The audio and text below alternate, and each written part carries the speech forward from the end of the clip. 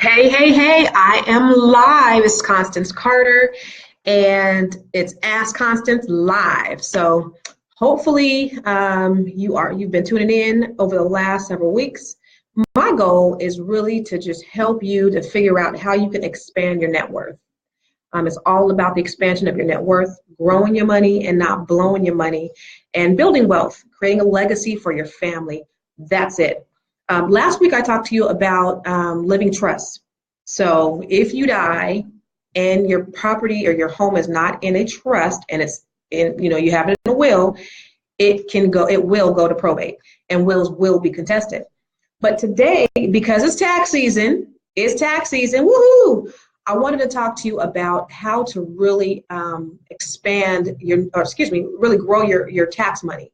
A lot of times, a lot of people are getting their tax money and they're buying Jordans, you're buying new furniture, you're buying things that don't appreciate. And I'm not telling you not to indulge. I'm not telling you not to take care of your business. I'm not telling you not to enjoy life, because I think that you should enjoy life. But everything within a season and a time, everything should be done. If anything, make sure that your priorities, that you have taken care of your business. And so I just really want to show you how to grow your income tax money. I want to show you how to grow your money and not blow your money. All right. So let's get it going. Okay. So did you know that your tax money is a loan that you're loaning the government? Did you know that? Did you know that you are loaning the government money interest free? And what they're doing is they're taking your money and they're investing your money. So you are giving the government a loan every time your withholdings, you claim so much on your withholdings, and the money that you get back, like everybody's happy, oh, it's tax season, I got my W-2s, I'm about to get a return. Well, no, this is your money that you are getting a return on, and the government is borrowing your money. So why not keep your money? Why don't you increase your withholdings, and then that extra money that you're getting every month? So think about how much you're getting, and then the extra money that you're getting every month, take that, because you're not used to getting it anyway, and start investing it in maybe some micro investments or something that's going to yield you a bigger return. Because the government is not paying you any interest on your money, number one. And number two, if you're late paying the government, they're going to hit you with interest, penalties, compound interest, fees, and everything else. So why are you giving Uncle Sam a loan? Keep your money and start investing it into other things that's going to build you and pay you back over the long haul. Okay? But since you like to loan the government your money, since you like to loan the government your hard-earned money, let's talk about 10 things that you can do to grow your money this tax season. And no, it's not all about real estate. Okay, that is one of the things, but I'm not going to just talk to you about real estate. Okay, so one of the first things I'm going to do 10 things you could do 10 things you could do with your tax money. So the first thing is pay off your bills, obviously. So you want to really take care of the credit cards that maybe have a higher interest. Take care of that, because in the long run, you're going to save interest, which in turn is going to be more money in your pocket. Okay, so take care of your high interest credit card bills, pay those off. Tax returns, use a portion. Don't take all your money, but use a portion and pay off your bills. All right. The second thing you could do, this is also growing your money, is if you are a homeowner and you need to make home improvements. I'm not talking about new furniture. I'm talking about improvements on the home that's going to yield you a return. Do that. There's nothing wrong with that. So you might need to, you may want to do some upgrades. You might want to put some new granite in the kitchen. That can yield you a return on your ultimate investment. And so that will be a good investment with your money. Okay. 3, invest in yourself. You are the biggest collateral that you have. You are the biggest investment you have. What is that thing that you've always wanted to do? What is the dream that you've always wanted, that you've always had? What's your purpose? Okay, so maybe this time you think about, with your tax returns, I'm not going to spend it on a thing, I'm going to spend it on myself. So it might be you taking a class. It might be you investing in an idea or a passion that you've always had. Google is your best friend. So maybe you had an idea that you've always wanted to do. My friend Chris Johnson out of Sacramento, he's the one, he made the ramen maker, right? Where you put the top ramen in a bowl and you put it in the microwave. That guy is probably a multimillionaire now. He went on Shark Tank and he did all this great and amazing stuff. But it all came from a thought. And there's a saying that the idea doesn't belong to he who thinks it, but he who executes it. So I'm sure many of you probably had that idea, but wouldn't it be great to make top ramen in a microwave and have the same consistency as it was in the pot? But Chris Johnson is the person who actually executed it.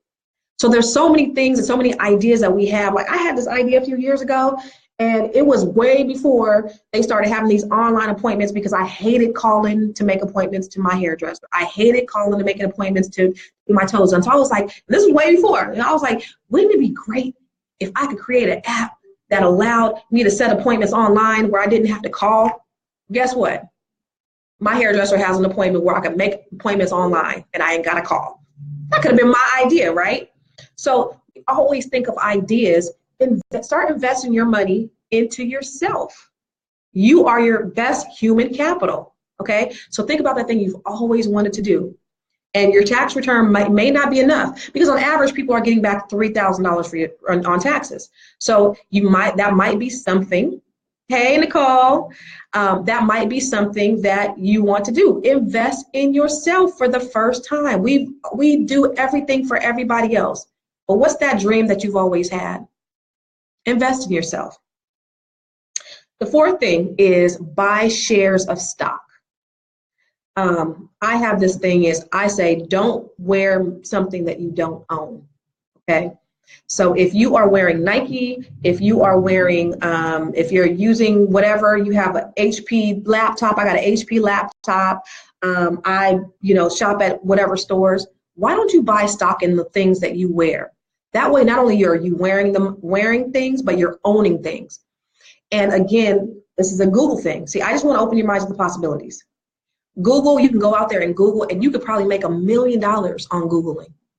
But if you understand like the stock game, you could take stock and you could start buying. My son started investing in stock when he was 12. I gave him $1,000. He grew that to $5,000. This is something that you can do just by researching. So invest that money in some stock. Grow your money. The other thing is save it. Do you have 6 months worth of your bill saved in case of an emergency? Are you going to be wiped out if an emergency catastrophe hit? More people than not are going to be wiped out. So you might not want to spend it on anything, and you don't have to put it all towards that 6 months. Put something towards the 6 months. Here's what I want you to do also is go ahead and just make that initial investment. Then put, if you get direct deposit, put a certain percentage of your money in another bank account that you don't even have access to. So this is a bank account that you don't have an ATM to, that's not easy to access, but you're just putting money in there every month. This is just a savings account that you're just putting money in every month, but you're not able to easily get out. And even like every bank, every major bank has the ability to where you're able to wire funds or transfer funds into another bank account. You can use Zelle, Z-E-L-L-E, to transfer money into another bank account. So if you don't have direct deposit and the money comes into your account, go ahead and put a certain percentage in a whole nother account. That way you're growing your money. And that way, if an emergency should hit, and it doesn't have to be a whole lot because you don't want to take too much away from your everyday expenses, but put a certain amount there aside for your emergency fund. Get that 6 months, okay? The other thing is contribute to a church or charity. It's all about reaping and sowing, right? So if you're paying your tithes, if you're donating to a charity, those types of things are going to come back to you. I truly believe that. I believe in the reaping and the sowing. So the more you sow, the more you sow, the more you sow, the more you're going to get back. So if you believe in the Bible, or if you believe in any universal principle, it's true. So take a percentage of that money. I'm not telling you to put all your tax money in there, but take a percentage of that money and donate it. It's going to come back to you. Number 8, invest in an IRA. So on average, if you are depending on what your tax bracket is, and I'm not a financial advisor, but depending on what your tax bracket is, if you invest, say, in an IRA, you have $3,000, you get $3,000 back, or you get whatever more, you take $3,000 and you invest in the IRA, guess what's going to happen? Next year, you're going to actually get back $1,050 more in pre-tax dollars. So that's another way where you're going to be able to grow your money, okay? It may not be anything that's immediate, but you will have a return on that. All right. And then number 9 is take a vacation. I ain't telling you to deprive yourself, because sometimes you need to be able to do something for yourself. And recharging yourself is if that's gonna help you to be able to get back in the game and be able to be more efficient and at your best, do it. That's another investment in yourself. I'm not saying only invest in things outside of yourself. That's part of that human capital thing. Okay. And then the other thing is, I think that was actually 8. That wasn't 9. Buy your needs. Okay. So a lot of times when we get our tax returns, we're buying our wants. Buy something that you need. Your kids may have needed some shoes. They might not need no Jordans. They might not need no what are those LeVar Ball shoes? You might not need those $200 shoes, but buy something, the things that you need that's going to sustain you. Okay. Again, I don't want you to deprive yourself. I really want you to think about other things that you could be spending your money on that's going to grow your money. Okay. So needs and necessities, those are important. I'm not telling you to deprive yourself. And number 10, which is the most important to me, buy real estate. That is going to be the best way that you're going to actually get a return on your investment. Think about it. On average, here in Stockton, you're talking about $300,000. Say you get, $8,000 or $9,000 back. You put that down on a house. You buy a house for $300,000. Next year, it's probably going to be $350,000 or $400,000. How do you take a $9,000 or $10,000 investment and you make $50,000 to $100,000 within a year, all in real estate? Okay. So I'm just going to recap real quick. Number 1, pay off your bills, and I'm talking about the high interest bills, because that's going to yield a return back to you, because you're going to take care of that interest and then you're going to be able to save in the long run. Okay. Number 2, home improvement. Your home improvements, that's going to increase the value on your property. 3, invest in yourself. It's one of the most important pieces. Investing in yourself, that dream, that thing that you've always wanted to do. Number 4, buy shares of stock. Buy things that you wear. Buy Nike, buy Adidas, buy different things. Start investing, start looking into dabbling in stock. Again, you can Google anything on the internet to make a return. 5, save it. Get your 6 months worth of your savings. Make sure you have that in a savings account. Number 6, contribute to your church or your charity. Reaping and sowing. Sow into other things that are going to reap a return to you. 7, take a vacation. If that's going to refresh you, to get you where you need to be, to get you at your best, do it. Now, if you're taking 5 or 6 vacations a year and this is just going to be an extra one, don't do it. I'm talking about something that's going to really recharge you. Okay. 8, invest in an IRA. So if you have $3,000, you invest in an IRA. Next year, you're going to get $1,050 back on your return. And number 9, buy something that you need and not that you want. And number 10, invest in real estate. Easy breezy, right? So does anybody have any questions on anything that I just mentioned? We see we have a lot of folks. So nobody has, so again, I just want to teach you how to grow your money and not blow your money. That is my mission. I want to show you how to expand your net worth. I'll be releasing my new training program. It's the Money Management Mindset. And I'm going to teach you how to find your money, show me the money, show me where them dollars at. I'm going to show you where all your money is going. So you'll be able to save hundreds of thousands of people who are going through this program right now. They're finding hundreds of thousands of dollars. I did it. I'm going to show you where to cut the fat. I'm going to show you how much you're paying in interest, all the money, and how to reduce that. I'm going to show you how to negotiate your bills, and I'm going to show you how to take the money, the rest of the money that you're saving, and invest it so that you can expand your net worth. That's it. James Hunt said, can you purchase a home while you're in bankruptcy? While you're in bankruptcy? No. So if you're doing a Chapter 7 bankruptcy, then you can purchase a home 2 years after a Chapter 7 bankruptcy.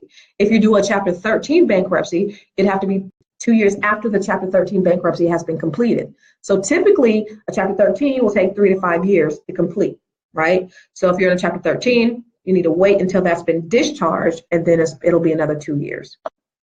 All right? So if I don't have any more questions, I'm going to go ahead and log off now. But if there's anything that you want to know, again, I just want to show you how to grow money. I'll put a link up to where you can sign up. I'll have a pre-registration. I've already been selling pre-registrations for my money management mindset course for only $149. And if you can save thousands of dollars for a one-time payment of $149, why not do it? I'm gonna show you everything I know, and that's my mission. My mission is whatever I have, everybody that wants to that comes to me, I'm pouring into you everything that I have. I can just only do so much, and that's why I try to create programs that can really help as many people as possible. All right, guys. Thank you so much, and I'll put the link up to the money management mindset so that you guys can sign up for pre-registration if you like. Take care and God bless. Peace.